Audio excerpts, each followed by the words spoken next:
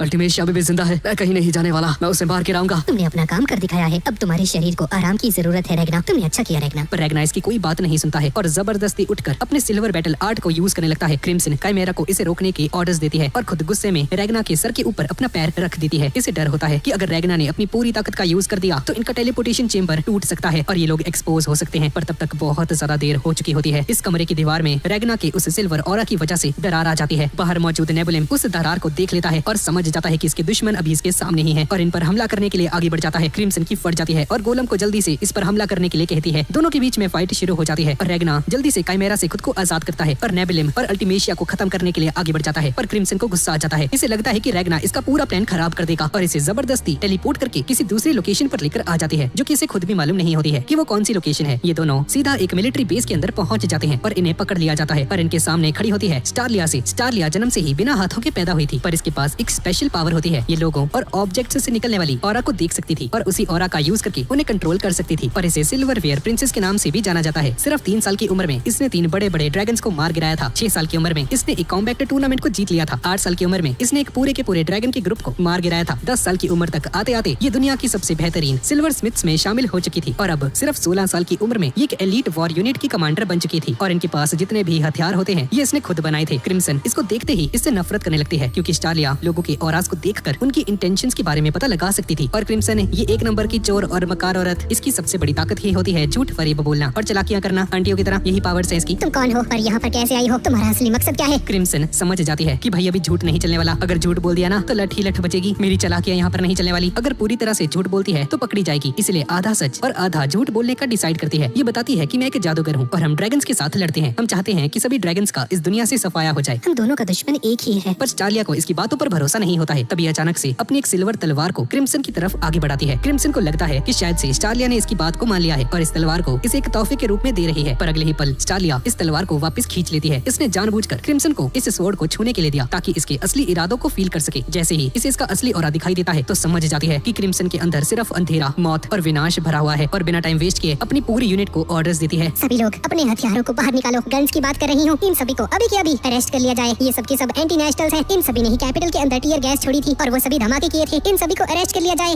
वो मैंने नहीं किया था, वो मेरा काम नहीं था, वो तो दिल्ली पुलिस ने किया था। तभी रेगना इसके पीछे आ जाता है और अपने एक ही हाथ से इसकी स्वॉर्ड को पकड़ लेता है। रेगना शांति से कहता है, क्रिम्सन को जान से मारने का हक सिर्फ मेरा है। ये सुनते ही सभी लोग शॉक्ड रह जाते हैं, क्रिम्सन भी, कि भाई तू मुझे क्यों मारना चाहता है। स्टालिया रेगना को ध्यान से देखती है और इसके ऑरे को देखकर इसे ऐसा लगता है कि इसके सामने एक चलती फिरती सिल्वरीन की स्वॉर्ड पड़ी हो। इसका ऑरा इतना ज्यादा प्योर और शक्तिशाली होता है कि इसकी दीवानी हो जाती है और शर्म के मारे नीचे जमीन पर गिरकर बेहोश हो जाती है। पूरी यूनिट घबरा जाती है कि भाई क्या जादू कर दिया इसने, कहीं ये क्रिम्सन की बच्ची ने जादू तो नहीं कर दिया हमारी प्रिंसेस पे। सभी सैनिक जल्दी से इस पर अटैक करने के लिए आगे बढ़ जाते हैं, पर रेगना सिर्फ एक मुक्के में ही पूरी यूनिट को निपटा देता है। रेगना को समझ नहीं आता कि भाई पागल तो नहीं हो गई है। स्टालिया, एक्सक्यूज मी मोहतरमा जी, हम लोग यहाँ पर लड़ने नहीं आए हैं। अगर आप क्रिम्सन को आजाद कर देती हैं तो हम दोनों भी ड्रैगन्स के खिलाफ आपकी हेल्प कर सकते हैं। पर स्टालिया को क्रिम्सन पर भरोसा नहीं होता है और इन दोनों को जेल में डाल देती है। जेल के अंदर जाते ही क्रिम्सन को गुस्सा आ जाता है रेगना पर। साले, तूने मेरा पूरा प्लान खराब कर दिया। सस्ते का भी मारू। अगर तुमने मेरी बात को माना होता तो वाल्टीमेशिया अभी स्वर्ग में बैठकर गिटार बजा रही होती। ऊपर से गोलम और काइमेरा भी पता नहीं कहाँ चले गए। हमारा बहुत ज्यादा नुकसान करवा दिया है तूने, अब और नहीं। मैं सबकी भरपाई कर दूंगा, पहले अपना पैर तो हटाओ मेरे सर के ऊपर से। जैसे ही मेरा शरीर रिपेयर हो जाता है मैं दोबारा से कैपिटल जाऊंगा और अल्टीमेशिया को जान से मार डालूंगा। क्रिम्सन देखती है कि रेगना के बालों के अंदर स्लाइम का एक छोटा सा हिस्सा होता है और इस छोटे से हिस्से का यूज करके ही स्लाइम को दोबारा से रिक्रिएट कर देती है। अरे ये मैं कहाँ गया? तुम्हारा स्वागत है। अभी इस वक्त हम लोग एक सीक्रेट मिलिट्री बेस के अंदर हैं और जानती हो इस बेस पर बहुत ही जल्द हमला होने वाला है सुपीरियर ड्रैगन्स का। स्टालिया अपनी यूनिट के साथ डिस्कस कर रही होती है कि कैसे करना है भाई, कैसे मारेंगे उन ड्रैगन्स को। क्रिम्सन और रेगना यहाँ पर आ जाते हैं। रेगना को देखते ही ये औरत शर्मा जाती है। क्रिम्सन इनके सामने एक डील रखती है और बोलती है कि मुझे ड्रैगन्स के बारे में काफी सारी जानकारी है। अगर हम सब लोग मिलकर काम करेंगे तो हम लोग जीत सकते हैं। मैं तुम्हें ड्रैगन्स की कमजोरियों के बारे में बता सकती हूँ और इन्हें सुपीरियर ड्रैगन ऑल्टोजोरा के बारे में बताती है। ऑल्टोजोरा ड्रैगन्स की सेना का लीडर है और उसकी ताकत है केमिकल सिंथेसिस। अपने खून से वो बंदा एक ऐसा जहर बना सकता है जो कि लोगों को अपने वश में कर सकता है और उस जहर को गैस में बदलकर पूरे इलाके में फैला सकता है और सब लोग देखते ही देखते मारे जाएंगे। पर उसके जहर की एक कमजोरी है, सूरज की रोशनी और सिल्वरीन के कांटेक्ट में आते ही उसका जहर बेअसर हो जाता है। पर इसके बावजूद उसकी सेना बहुत ही ज्यादा पावरफुल हो चुकी होगी उसके जहर की वजह से। पर स्टालिया और इन सभी को क्रिम्सन की बातों पर शक होता है क्योंकि भाई ये झूठी है, ये झूठी। मैं झूठी सिर भी नहीं हूँ। अगर मैं झूठ कह रही होती तो तुम मुझे अभी तक पकड़ लेती। रेगना, तुम ही से बनाओ यार, तुम पर लट्टू है ये, मेरी बातें नहीं सुनती। क्रिम्सन ने रेगना को पहले ही समझा दिया था कि 1000 से भी ज्यादा ड्रैगन्स इस बेस पर अभी हमला करने वाले हैं और इस बेस के अंदर अभी 2000 से भी ज्यादा सिटीजन्स मौजूद हैं। हमें इनकी हेल्प करनी होगी वरना इनमें से कोई भी जिंदा नहीं बचने वाला है। पर फिलहाल अल्टीमेशिया को भूलकर इन सभी की जान को बचाना होगा। पर रेगना स्टालिया को समझाता है कि मैं जानता हूँ ये भले ही क्रिम्सन थोड़ी सी दिल्ली की बैडी टाइप लगती है पर इस पर भरोसा करना मुश्किल है क्योंकि एक कुड़ी है। पर एक बात समझ लो, मैं ड्रैगन्स से पूरी दुनिया में सबसे ज्यादा हेट करता हूँ पर इसके बावजूद मैंने इसके साथ हाथ मिलाया है क्योंकि इसे काफी अच्छी नॉलेज है सभी ड्रैगन्स के बारे में, तो तुम्हें इस पर भरोसा करना चाहिए। स्टेलिया रेगना की बात मान जाती है और इनके साथ काम करने का डिसाइड करती है पर बोलती है कि मुझे बस जानकारी दो, स्ट्रेटेजी मैं खुद बना लूंगी, मुझे बस इन्फॉर्मेशन ला कर दो। कैपिटल के अंदर कामुई दोबारा से अल्टीमेशिया के सामने आता है। ये बंदा माइकल का कटा हुआ सर लेकर आया था और ये माइकल वही इंसान था जिसने क्रिम्सन और रेगना से डिजास्ट्रॉयज को खत्म करने के लिए हेल्प मांगी थी। पर मरने से पहले माइकल ने बस एक बात बोली थी कि रीपर मेरी जान का बदला जरूर लेगा और रीपर से इसका मतलब है रेगना। मिलिट्री बेस के अंदर लड़ाई की तैयारियां शुरू हो जाती हैं। स्टालिया चाहती थी कि इसकी पूरी यूनिट की हथियारों की ताकत और भी ज्यादा बढ़ाई जाए और रेगना की सिल्वरीन की ताकत को इन सभी वेपन्स के अंदर भरने का डिसाइड करती है। लेकिन उससे पहले इसकी पावर को टेस्ट करना चाहती थी। रेगना अपनी सिल्वरीन की ताकत को एक तलवार में भरता है और इस तलवार को स्टालिया के द्वारा बनाई गई एक तलवार के ऊपर टेस्ट करता है और एक ही बार में ये तलवार दूसरी सिल्वर तलवार को काट देती है, जिसे देखकर सभी लोग समझ जाते हैं कि रेगना काफी ज्यादा स्ट्रॉन्ग है और इसका सिल्वर ऑरा ड्रैगन्स को मारने में हेल्प कर सकता है। पर मेरी ये सिल्वरीन हमेशा के लिए तलवारों के अंदर नहीं रहती है, समय के साथ साथ उनका असर धीरे धीरे खत्म होता जाता है और तुम्हारे द्वारा बनाई गई ये तलवारें काफी ज्यादा मजबूत है, इसलिए मेरी ताकतें भी थोड़ी और ज्यादा टिक पाएंगे। ये सब लोग टेलीपोर्टेशन मैजिक के ऊपर भी काम कर रहे होते हैं ताकि इस बेस के अंदर मौजूद लोगों को एक सेफ जगह पर लेकर जाया जाए। पर सिर्फ एक इंसान को टेलीपोर्ट करने के लिए ही 15 से ज्यादा ड्रैगन्स का खून चाहिए रहता है, जिसका मतलब है कि अगर ये लोग आने वाले सभी ड्रैगन्स को भी मार देते हैं तब भी 2000 लोगों को यहाँ से सुरक्षित निकालने के लिए 1000 ड्रैगन्स का ब्लड भी कम पड़ जाएगा। को समझ आ जाता है कि अभी इनके पास जितने रिसोर्सेज हैं उनका यूज करके 2000 लोगों को टेलीपोर्ट करना नामुमकिन है। तभी क्रिम्सन यहाँ पर आ जाती है और बोलती है कि इस टेलीपोर्टेशन सिस्टम को पूरा करने में मैं तुम्हारी हेल्प कर सकती हूँ। यहाँ स्टालिया रेगना को अकेले में मिलने के लिए कहती है, इसे अपनी स्टोरेज में से 3 खास तलवारें देती है और बोलती है कि नई स्पेशल तलवारें बनाने का हमारे पास अभी समय नहीं है, तो फिलहाल तुम्हें इन्हीं से काम चलाना होगा। और बोलती है कि लड़ाई खत्म होने के बाद मैं चाहती हूँ कि तुम सोलारियंस में शामिल हो जाओ, यानी कि हमारी टीम में और एक ड्रैगन्स कर्स बन जाए और हमारे सभी लोगों की रक्षा करे। और बोलती है कि आने वाली फाइट में शायद मैं मर सकती हूँ, इसलिए अगर मैं मर जाती हूँ तो मेरी जगह तुम मेरी गद्दी को संभालना और मेरे लोगों की रक्षा करना। पर रेगना इसके इस ऑफर को रिजेक्ट कर देता है और बोलता है कि मुझे सोलारियंस पसंद नहीं है और मुझे ऐसा बिल्कुल नहीं लगता कि तुम इस फाइट में मरने वाली हो। जब से ये फाइट शुरू हुई है मेरी सारी सेंसेस यही बोल रही हैं, मेरी किस्मत में मौत लिखी है, इसलिए मैं सबसे वर्स्ट के लिए पहले से तैयारी कर रही हूँ। इसे लियो की याद आ जाती है और मन ही मन सोचता है कि लियो भी सभी लोगों को जिंदा देखना चाहती होगी अगर वो आज भी यहाँ पर होती। इसलिए फैसला कर लेता है कि अपनी सिल्वरीन की पावर को इन तीनों तलवारों में ट्रांसफर कर देगा और स्टालिया से कहता है कि तुम ड्रैगन्स कर्स बनो, क्योंकि जब तक मैं जिंदा हूँ तुम्हें कुछ नहीं होने दूंगा। धीरे धीरे सूरज ढलने लगता है, पूरा मिलिट्री बेस युद्ध के लिए तैयार हो जाता है और इन सभी ड्रैगन्स के आने का इंतजार करने लगता है। जैसे ही अंधेरा हो जाता है ऑल्टोजोरा अपनी सेना के साथ मिलिट्री बेस पर हमला करना शुरू कर देता है। इसकी केमिकल शक्ति से जमीन के अंदर से विशाल टेंटिकल्स बाहर निकलते हैं जो कि स्टालिया द्वारा लगाए गए सिक्योरिटी बैरियर्स को एक एक करके तोड़ना शुरू कर देते हैं। हालांकि ये बेस इतना ज्यादा स्ट्रॉन्ग होता है कि पहला हमला झेल लिया जाता है। तभी स्टालिया अपने सैनिकों को आदेश देती है, कोई भी अपनी पोजीशन नहीं छोड़ेगा। इनका मकसद दुश्मन को बाहर से हराना था, कोई भी अंदर ना पाए ताकि बेस के अंदर मौजूद सभी लोग सुरक्षित रहें। ऑल्टोज़ोरा अपनी सेना को आगे बढ़ने का आदेश देता है। इसके साथ सिर्फ नॉर्मल ड्रैगन्स ही नहीं बल्कि जहर से लैस सैनिक भी मौजूद होते हैं, जो कि इसने अपने केमिकल पॉइजन का यूज करके बनाए थे। इसका मकसद था कि इस पूरे इलाके को जहरीली गैस से भर देगा और जब पैनिक का माहौल हो जाएगा तो सभी को आग लगाकर मार देगा। पर स्टालिया को पहले ही इसकी सभी हरकतों के बारे में पता चल जाता है और इसने पूरी यूनिट को सिल्वरीन हथियारों और सूरज की रोशनी का पूरा फायदा उठाने की स्ट्रेटेजी को समझा दिया था। रैगना भी लड़ने के लिए तैयार खड़ा होता है। अब इसका मकसद सिर्फ अल्टीमेशिया से बदला लेना नहीं था। इसने डिसाइड कर लिया था कि इस बार स्टालिया और बाकी सभी को जिंदा बचाएगा और इसने अपनी पूरी की पूरी सिल्वरीन शक्ति को स्टालिया के इन तीनों वेपन्स में ट्रांसफर कर दिया था और बाकी सभी हथियारों में भी अपनी एनर्जी को डाल दिया था। क्रिम्सन भी अपनी तरफ से तैयारियां कर रही होती है। ये टेलीपोर्टेशन को परफॉर्म करने के लिए की हेल्प कर रही होती है। बस ये आखिरी तरीका था। स्टालिया अपनी पूरी यूनिट के सामने एक आखिरी बार खड़ी होती है और सभी सैनिकों को याद दिलाती है कि ये लड़ाई बस इनकी जान बचाने के लिए नहीं बल्कि उन हजारों निर्दोष लोगों के लिए है जो कि इस बेस के अंदर इनकी रक्षा पर भरोसा करके बैठे हैं। इसकी बातें सुनकर पूरी यूनिट का हौसला बढ़ जाता है और सभी सैनिक लड़ाई के लिए तैयार हो जाते हैं। रैगना आसमान की तरफ देखता है और खुद से एक वादा करता है, चाहिए कितना भी घायल क्यों ना हो जाए, इस बार किसी भी कीमत पर अपने साथियों को मरने नहीं देगा। अंधेरा छा जाता है। ऑल्टोज़ोरा की सेना भी पहुंच चुकी थी। एक तरफ लगभग 10,000 ड्रैगन्स मौजूद होते हैं और दूसरी ओर सिर्फ 2,000 इंसान। दोनों सेनाएं आमने सामने खड़ी हो जाती हैं। स्टालिया ने पहले ही यहाँ पर एक बैरियर लगा दिया था ताकि ये लोग ड्रैगन्स को रोक सके, पर यहाँ ड्रैगन्स तो नहीं आते हैं बल्कि कुछ इंसान बाहर निकल जाते हैं, जिसे ऑल्टोज़ोरा ने अपने पॉइजन का यूज करके अपने कंट्रोल में कर लिया था। क्रिम्सन ने आइजैक को पहले से बता दिया था कि यहाँ पर जो भी इंसान आएंगे जो कि ऑल्टोज़ोरा के कंट्रोल में होंगे वो बिल्कुल ज़ोंबीज की तरह होंगे, उनके अंदर कोई भी इमोशन नहीं होगा। तभी एक छोटी बच्ची आइजैक पर हमला करने के लिए आगे बढ़ जाती है और आइजैक इसे जान से नहीं मार पाता है। पर तभी स्टालिया यहाँ पर आ जाती है और अपनी साइकिक पावर्स के साथ इन सभी लोगों को जान से मार देती है और अपनी टीम को समझाती है। ये सभी लोग आगे बढ़ते हैं और जो भी इंसान इन पर हमला करने के लिए आगे बढ़ रहा था उन्हें जान से मार गिराते हैं। स्टालिया अपने कुछ लोगों के साथ ऑल्टोज़ोरा पर हमला करने के लिए जंगल की तरफ जाने लगती है। टेरा टेट्रा के पास ब्लड लाइन का जरा सा भी टैलेंट नहीं है, पर इसके पास जो ह्यूमन सोल्जर का एक्सपीरियंस था ये इसकी हेल्प से ही काफी अच्छे से लड़ रहा होता है। दोनों एक दूसरे के साथ खतरनाक तरीके से लड़ रहे होते हैं, पर रैगना के हमले इस टेरा टेट्रा के ऊपर खरोंच तक नहीं लेकर आ पा रहे थे और इसके ऊपर सिल्वर का भी असर नहीं हो रहा था। पर टेरा टेट्रा अपनी आग का यूज करके रैगना को खुद से दूर रख रहा था। जैसा कि हम लोग जानते हैं कि रैगना ने अपनी आधी पावर को सभी लोगों की सोर्ड्स के अंदर सिल्वरीन को डालने के लिए यूज कर दिया था। दोनों अपनी स्पेशल मूव्स का यूज करने वाले थे, जहाँ पर टेरा टेट्रा अपनी मेगा फायर कैनन का यूज करने वाला था और रैगना अपनी बची हुई ताकत का यूज करने लगता है और इस ताकत को अपनी सोर्ड के अंदर डाल देता है, जिसकी वजह से रैगना की सोर्ड सिल्वरीन से भर जाती है। दोनों एक दूसरे पर हमला कर देते हैं और यहाँ पर एक धमाका हो जाता है और स्टालिया किसी भी चीज के ऑरा को देख सकती है। इस पावर का यूज करके पूरे फॉरेस्ट को देखने लगती है और एक एरियल यूनिट को फॉर्म करती है जो कि आसमान में उड़ते हुए ऑल्टोज़ोरा को ढूंढेंगे। ऑल्टोज़ोरा को इसके बारे में पता चल जाता है क्योंकि इसकी आंखें हर जगह पर फैली हुई हैं। ऑल्टोज़ोरा इन्हीं आंखों का यूज करके स्टालिया की हर एक चाल पर नजर रखे हुए था। कुछ लोग अपनी आंखों से जंगल को स्कैन करते हैं और स्टालिया को बता देते हैं कि अभी दुश्मन कहाँ से आने वाले हैं। स्टालिया और इसके लोगों ने 300 सोल्जर्स की फौज को रोक लिया था और ऑल्टोज़ोरा भी इन चीजों को देखकर काफी ज्यादा एक्साइटेड हो जाता है। इसे रैगना और टेरा टेट्रा की उस धमाके की आवाज सुनाई देती है और टेरा से पूछता है कि क्या सब कुछ ठीक है क्या। टेरा टेट्रा आगे से बताता है कि हाँ सब कुछ ठीक है और हम लोग जीत चुके हैं। रैगना हार चुका था और नीचे गिरकर बेहोश पड़ा होता है। स्लाइम इसे उठाने की कोशिश कर रही होती है। जोरा टेरा से पूछता है कि कहीं रैगना वही रीपर तो नहीं है ना जिसने अल्टीमेशिया पर हमला किया था। टेरा कहता है कि नहीं ऐसा नहीं है, ये बंदा तो बस अपनी सोर्ड्स का यूज कर रहा था। पर टेरा फिर भी इस बात को कंफर्म करने के लिए आगे बढ़ने लगता है और टेरा रैगना पर हमला करके इसे जान से मारने ही वाला होता है कि तभी अचानक से देखता है कि रैगना यहाँ से गायब हो चुका है। पर रैगना बिल्कुल भी ठीक हालत में नहीं लग रहा था, पर इसके बावजूद लड़ना चाहता था। तभी कुछ छोटे मोटे इंफीरियर ड्रैगन्स यहाँ पर आ जाते हैं और रैगना पर हमला कर देते हैं, पर रैगना एक ही वार में सभी को हरा देता है और टेरा से कहता है कि अभी फाइट खत्म नहीं हुई है और क्या तुम्हें सच में लगता है कि तुम ऐसे इंफीरियर ड्रैगन्स से मुझे हरा सकते हो। हाँ, पर टेरा यहाँ से जाते हुए कहता है कि तुम ऑलरेडी हार चुके हो, पर तुम जीत सकते थे अगर तुम्हारी स्वॉर्ड तुम्हारी ताकत के साथ टिक पाती। क्योंकि जब रैगना ने अपनी सिल्वरीन को रिलीज किया था इस स्वॉर्ड के अंदर तो इसकी स्वॉर्ड टूट चुकी थी और इसी वजह से इस स्वॉर्ड का टेरा पर कोई असर नहीं हुआ था। रैगना इंफीरियर ड्रैगन्स के साथ लड़ने लगता है, पर इतना ज्यादा थक जाने और कमजोर होने की वजह से रैगना लड़ नहीं पाता है और बहुत सारे ड्रैगन्स इस पर हमला कर देते हैं। तभी शिन आगे बढ़ता है और रैगना की हेल्प करता है और उन सभी ड्रैगन्स को मार गिराता है और इस पर चिल्लाने लगता है कि तुम इतनी जल्दी कैसे हार सकते हो। तभी ग्रम यहाँ पर आता है और बोलता है कि सालों बाद में बहस कर लेना, अभी सामने जो दुश्मन है उन पर ध्यान दे लो। तभी 3 बड़े बड़े ड्रैगन्स फायरबॉल से इन पर हमला कर देते हैं, पर ये तीनों ही इन्हें जान से मार गिराते हैं। यहाँ आइजैक की साइड इंसान खत्म होकर ड्रैगन्स आ चुके थे और अब ये इन सभी ड्रैगन्स के साथ फाइट कर रहे होते हैं। दूसरी ओर स्टालिया अपनी फॉर्मेशन तैयार करने की कोशिश कर रही होती है। रैगना शिन से कहता है कि तुम्हें यहाँ पर आने की जरूरत नहीं थी, मैं अकेले ही इन सभी को हैंडल कर सकता था। पर तभी अचानक से नीचे जमीन पर गिर जाता है। शिन आगे बढ़ता है और इन सभी ड्रैगन्स को मार गिराता है। स्लाइम रैगना से कहता है कि तुम कितने घटिया और कमजोर इंसान हो रैगना, मैं तुम्हें छोड़ रहा हूँ, मैं चला शिन के साथ। स्लाइम बताता है कि मैं जानता हूँ कि वो टारा कहाँ पर जा रहा है और तीनों टारा को जान से मारने के लिए जाने लगते हैं। दूसरी ओर स्टालिया और इसकी पूरी आर्मी ने काफी सारे ड्रैगन्स को बिना घायल हुए मार गिराया था और इनका टेलीपोर्टेशन मैजिक सर्कल भी काफी अच्छे से काम कर रहा होता है। स्टालिया सोचती है कि जाने से पहले जितने ज्यादा ड्रैगन्स को मार सकते हैं उतने ज्यादा ड्रैगन्स को मार कर जाएंगे ताकि इन्हें ज्यादा से ज्यादा ब्लड मिल सके। पर ऑल्टोज़ोरा को इनके इस प्लान के बारे में पहले से मालूम होता है क्योंकि ये बंदा भी जब इंसान था तो सोलेरियम चर्च में रहा करता था, जहाँ पर इन्हें ये सिखाया गया था कि ड्रैगन्स को मारकर आप उनके मैजिकल ब्लड का यूज करके टेलीपोर्टेशन सर्कल्स बना सकते हो। स्टालिया किसी के भी ऑरा को सेंस कर सकती है, पर ड्रैगन्स का कोई ऑरा नहीं होता है। ये ड्रैगन की ये काली स्किन जो कि लाइट को रोकती है, उसके थ्रू इन्हें सेंस कर पाती है। पर ये सारा एरिया ही जंगल की वजह से घना है, इसी वजह से ड्रैगन की मूवमेंट्स को नहीं देख पा रही है और अल्टोजोरा अपने काबू किए हुए सभी इंसानों को बेस की तरफ भेजने लगता है। इसकी वजह से प्रिंसेस को और भी ज्यादा मुश्किल आ रही थी। स्टालिया कहती है कि दुश्मन आ रहे हैं और प्लान्स में कुछ चेंज हो चुका है। तभी टारा इसके ऊपर ब्लड फ्लेम का यूज करता है, जिसे स्टालिया अपने बैरियर से रोक देती है। पर कोई चीज इसके सोल्जर पर हमला कर रही थी और जल्दी से इन ट्विंस को कहती है कि जल्दी से हवा से इन पर फायर करो। पर ये दोनों अभी एक ड्रैगन के साथ लड़ने में बिजी होती है और अल्टोजोरा कहता है कि ऐसे एक ड्रैगन को मारने के लिए तुम्हें बहुत सारे हंटर्स की जरूरत होगी और मैं अपने साथ 40 मैच्योर ड्रैगन्स लेकर आ रखा हूँ। और प्रिंसेस अपनी तलवारों से ड्रैगन पर हमला करती है, पर अपने बैरियर से उसे रोक देता है और बोलता है कि तुम हमें ऐसे नहीं हरा सकती हो। अल्टोजोरा को इनके टेलीपोर्टेशन सर्कल का आइडिया लग जाता है, जो कि अभी इसकी जगह से 2 किलोमीटर की दूरी पर है और इसे आइडिया हो जाता है कि इनके साथ कोई और भी शामिल है। ये अकेले इसका काम नहीं हो सकता और इसे नेबुलम के द्वारा कही गई एक बात याद आती है। उस बंदे ने कहा था कि मैंने जिसके साथ लड़ाई की थी मैंने उसकी शक्ल नहीं देखी और उसका मैजिक मुझसे भी ज्यादा स्ट्रॉन्ग था। आइजैक की तरफ काफी सारे सोल्जर्स मरते जा रहे थे। आइजैक को समझ ही नहीं आता कि इतने सारे सोल्जर्स कैसे मरते जा रहे हैं और यहाँ पर चल क्या रहा है। इन्हें मारने वाला बंदा ये होता है। ये ड्रैगन अपनी आंखें खोलता है और इनका बैरियर टूट जाता है। आइजैक को समझ नहीं आता कि भाई ये बंदा कर क्या रहा है और अपने सभी सोल्जर्स को पीछे हटने के लिए कहता है और अपनी दूसरी स्क्वाड को इन्हें बैकअप देने के लिए कहता है। क्रिम्सन ने इसे बताया था कि lady monarch time control magic use करती है और अपने ही जैसे मैजिक यूज करने वाले किसी ड्रैगन को भी भेज सकती है। यहाँ पर आइजैक के सोल्जर्स इस ड्रैगन पर बुलेट से हमला कर देते हैं, पर ये ड्रैगन टाइम कंट्रोल मैजिक का यूज करके इन सभी को ही जान से मार डालता है। पर ये ड्रैगन एक बार अपने मैजिक का यूज करने के बाद दोबारा से यूज करने में थोड़ा सा समय लेता है और इसी मौके का फायदा उठाकर एक सोल्जर इस पर हमला कर देता है, पर ड्रैगन इसके हमले से बच जाता है। और जैसे ही ड्रैगन टाइम को स्टॉप करने ही वाला होता है तभी इसे अल्टीमेशिया की आवाज सुनाई देती है, जो कि कहती है कि रुक जाओ। ये ड्रैगन रुक जाता है। सामने से क्रिम्सन यहाँ पर आ जाती है। क्रिम्सन इसके ऊपर एक बॉल फेंकती है। ड्रैगन टाइम को स्टॉप करता है, पर इसे स्टॉप करने के बाद भी ये बॉल ब्लास्ट हो जाती है और बहुत सारी रोशनी निकलती है और ये ड्रैगन जलकर मर जाता है। क्रिम्सन सभी सोल्जर्स के पास जाती है और पूछती है कि तुम ठीक तो हो ना? आप यहाँ पर क्या कर रहे हो और वो ड्रैगन कहाँ पर गया?